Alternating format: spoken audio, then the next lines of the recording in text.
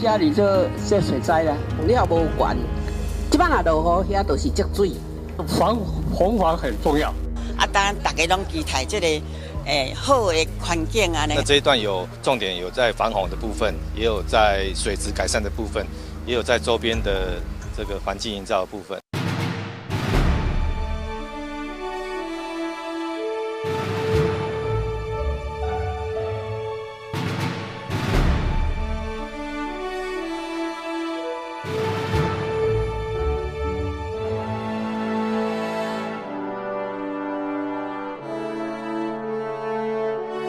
最困难的应该是河道工程，爬楼外的。歹做啊，水拢到遮来哟。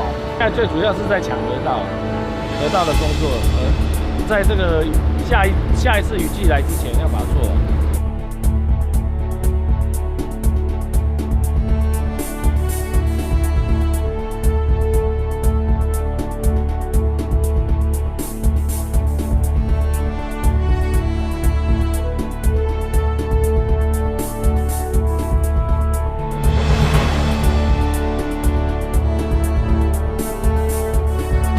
日头伤大粒哦，日头伤大粒，嘛是爱做。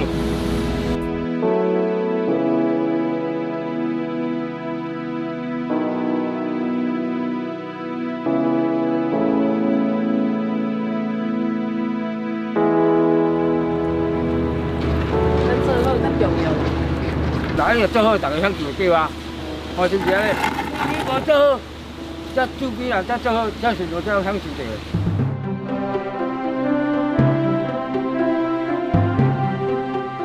民权路到复兴路这一段是从南区也跨越到西区，这一段的这个整治呢，将来想必会是台中市的一个新的亮点。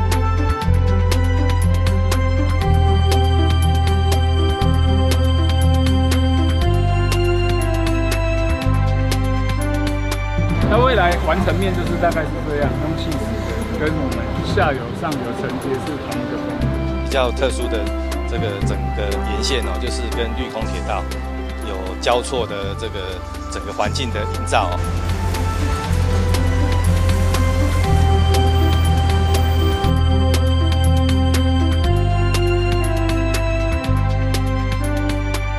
我们真的很感谢市政府、厂商还有水利局这边跟我们做了很多的协调配合，现在大家都居民都很期待。